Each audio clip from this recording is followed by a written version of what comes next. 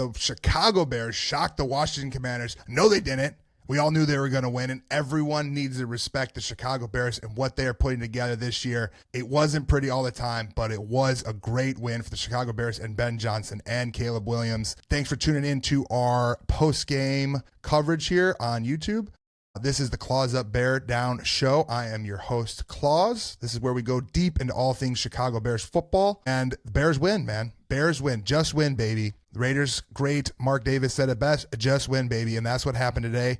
The Bears were able to find a way to win and be gritty. It was not pretty. There were a lot of penalties. There were a lot of mistakes. And the Bears didn't always do what they were supposed to be doing. But it came out with a W. Jayden Daniels made the mistake that came out with a W. It was a beautiful, beautiful thing to see Caleb Williams avenge that loss, and he do what he does so good, which is win in the damn fourth quarter. If you're a Chicago Bears fan, you've been seeing him do this already for 2 years. Every time there's an opportunity for him to get down the field and go ahead and win the game, he does. Before, it's been coaching has held him back. The coaches no longer hold him back. And we were able to see Caleb Williams get a victory that he deserves, and you know for a fact that that one matters to him. It matters to me. It matters to all Bears fans. It's not a rivalry. I'm not going to buy into that rivalry nonsense. What that is a revenge game. And boy, does that revenge taste sweet. So sweet, because the Bears were able to come out and get that dub, that giant dub. And I think there are a couple things that happened throughout the game that were great. And there are a couple things that happened throughout the game that were terrible. First thing to line out is the penalties have to stop. Penalties have to stop. It is a terrible game, and penalties-wise, again, for the Bears, they have been sloppy. They have hurt themselves. They've given other teams great positions when they didn't need to have those great positions. And we weren't just able to see them get those, clean up those things that will make them a lot better as a football team. But we are seeing is a young team that's coming together and finding ways to win. Last 2 weeks, they stole victory from the jaws of defeat. They did not get defeated from the jaws of victory as they've done before in the past last year. This team has learned how to win. They've learned how to believe in themselves, and they know they have a quarterback that can put them in positions to win when it matters the most. And that's Caleb Williams. So we'll run down the game real quick. The start of the game, field goal off the first series, good first series. I liked what they did on that first series. So they moved the ball really well. And you would like to see them actually get a touchdown, but you score points. And that's all that matters. You end up scoring points and you get on the board first 3-0. And then the next big play, Brisker with the pick, man. The defense is coming up with turnovers left and right. It's a bend, don't break style defense. It feels like a Lovie Smith type defense. And I called it a turnover, but it's really a takeaway. Those are what they are called. Good defensive teams call it a takeaway. And Brisker was in the right place at the right time, capitalized it in the red zone, and got the takeaway for the Bears. And then they're able to score a touchdown, run the ball a couple times after that, and score a touchdown by Caleb Williams. Caleb Williams loaded his shoulder at the edge of the end zone and got that touchdown, which was awesome to see for Caleb Williams. He's a big quarterback. He's not 6'4", he's 6'1", but he's still 230. That's a big dude. I thought the running game worked great all game. I thought it looked awesome. DeAndre Swift had his best game as a Bear, I'd imagine. And that isn't something that we've been waiting to see out of him. Could they get the running game going? Was the bye going to work? I mean, one thing for sure, they figured out the blocking schemes that get the Bears in a place to win, or at least Bears get the running game going. Then there was a Bill turnover for a peanut punch. I don't know why they call that dude Bill, but his name's hard for me to say. So maybe that's why they call him Bill. Jacory Bill. Bill got turnover by a peanut punch, which is great. And then Jayden Daniels had a great throw to Moore in the corner of the end zone for a touchdown. I thought the Bears were in a good position, but it just didn't work out. It seemed like Jayden at the beginning or the middle of that game was kind of finding his rhythm. There were a lot of wide open guys, and he was hitting them every single time. That was tough to stomach for a while. 4th and 1 play, they called the pass for the Bears. Bears had a 4th and 1 call. They called the pass instead of a run. Sometimes I feel like Ben Johnson is trying to outsmart the other teams, or he's at least trying to feel like the smartest guy in the room. I would like him to just take the obvious calls. I don't know why he hates a tush push. I think a tush push until it gets outlawed is a great play to get a 1-yard run. Roschon Johnson was in there. We know he's a great short run quarterback. Why is he not actually getting the ball in that type of moment? Doesn't make much sense to me. Then there was a doink. Man, it felt good to be on the other side of a doink. You know, the 2018 doink has been sitting in the Bears' head, all of Bears fans' heads for a long time. The double doink, doink, doink, doink the clown, not great. And then to see them have a doink, it felt good to be on the other side of one of those. You know, for the other team not to get that 3 points, it felt really, really good. And that was nice. It was nice. The play calling before the end of the half, I just wasn't a fan of. Some wonky stuff going on, and they ended up giving the ball back. You get the ball off of the doink in good field position, and then you should be trying to aggressively score because you're not getting the ball back in the second half. Washington's get the ball back. So it was confusing why they were choosing the plays they were. It wasn't something I loved very much. Also, Caleb took a nasty hit on the edge of the sideline for no reason. He should have not done that, in my opinion. He should have just went out of bounds, not taken that hit, and wonky play calling. There was an intentional grounding that led to a field goal. It was cool to see his high school coach there, Randy Trivers. That's Caleb Williams' high school coach. I thought that Caleb, having a coach there is awesome. And he talked about, he has some streakiness in his accuracy. It comes and goes. And I don't really know when that come and go. When's that going to happen? How does it happen? What is the reason? And part of the things is he has fundamental issues with his feet. Now I'm not a quarterback expert. I'm going off of that from what I see in other quarterbacks and what the quarterback content creators are saying about Caleb Williams is that his accuracy issues come from his footwork. So when I think about why I brought that up from his high school coach is when you have a super talented athlete like Caleb Williams in high school, he probably could just do whatever he wanted to in high school. As far as running all over the field, throwing the ball across body, making crazy plays left and right, all those things, it's hard as a high school coach to have a superstar athlete. It's fun, but you're not coaching them to do very much. And I'd imagine over time that the fundamentals caught a back focus. It wasn't pushed to the forward. It wasn't something that was worked on all the time because you're like, Caleb's going to go win the game. So I think the fundamentals still hurts him from time to time. Then after that was the Rome robbery. Rome's touchdown streak of 4 games in a row comes to an end, does not get the 5th touchdown today. I don't think that was a penalty. I think that was a bunch of baloney sausage, BS. Theo is from Canada. He didn't grow up playing the game. He's from Canada. He's a foreigner. You shouldn't be getting called in these ticky-tack fouls. The referees had some BS calls all day long. BS calls all day long, and I hated to see that for the Bears. They shot themselves in the foot, and then the referees were doing the same thing, throwing flags left and right for no reason. But Rome was robbed. It was a beautiful throw, and it was a beautiful catch. So it won't go down as a touchdown, and that's a bunch of bullshit because it was a touchdown, and it was awesome. And the Bears wouldn't be in that position to have that epic win in the end. Penalties. So many stinking penalties. It feels like they get penalties at all times. It feels like there's always a penalty, and they got to find a way to get a hold of this. It's not always just the referee's fault. Sometimes it is. Calling Theo Benedict on his helmet not being whatever.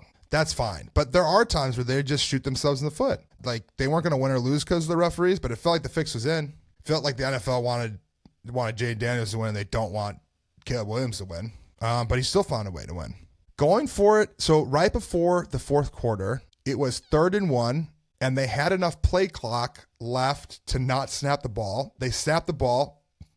It is a fumble by Caleb, and he jumps on top of it. Now, I don't understand in that situation why they don't just wait till the beginning of the fourth quarter to call the next play. Why did you snap the ball? If you take that time and you don't snap the ball, then you can talk about what happened during that play or before the play, and you get that extra timeout to have that conversation.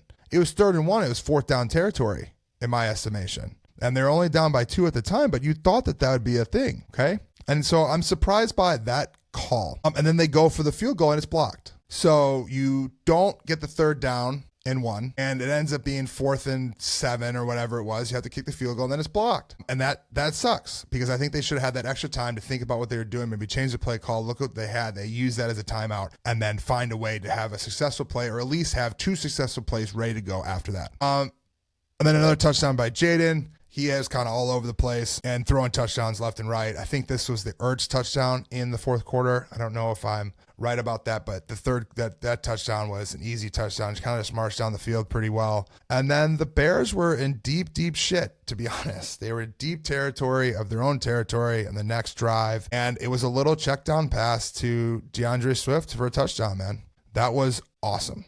That was awesome. And I think that this was DeAndre Swift's best game as a Chicago Bear. I thought the holes were great for him. I thought he read really well. I thought that he made excellent plays like this touchdown when he needed to. He ran hard. That feels like the Eric Bieniemy effect. I'm really happy for DeAndre Swift. He gets a lot of ire of a lot of Bears fans. It feels like I give it to him too. But from what I saw today, Maybe they just need to worry about defense if they're going to make a move before the deadline. Maybe they're not going to actually worry about getting a running back. Maybe they don't need one. Maybe Bears fans, we want one. And I don't think they had the long-term solution on the team yet. But from what I saw today, if they're able to keep that going, DeAndre Swift's going to be just fine if Ben Johnson learns how to use him correctly.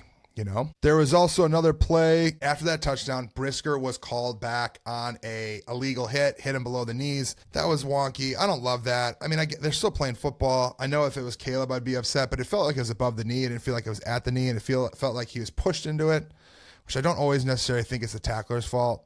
I understand why they do that. You need quarterbacks in the league. You need them staying healthy. Jayden Daniels is an elite quarterback in the NFL. The NFL's better with better quarterbacks in it. So I understand why they have that and why that was flagged, but I don't like it.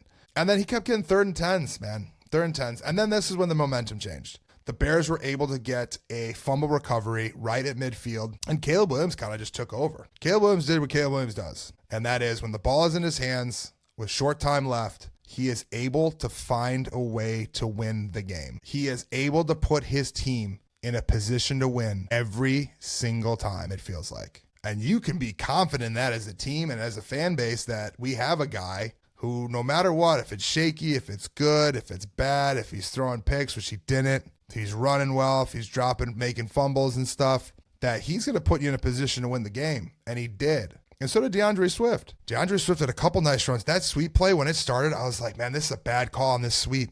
And then you get Darnell Wright running around and you get a nice block on the edge. You seal that edge and he gets a 10, 12-yard gain, and it was huge. Get him to field goal territory. And then Jake Moody. Think about Jake Moody, dude. You're a 3rd-round drafted kicker. You supposedly have a great big leg. You are on the practice squad after getting cut from your team. You expect not to be playing, and then the kicker gets hurt, and then you're in. And you get a blocked field goal because you kicked it too low.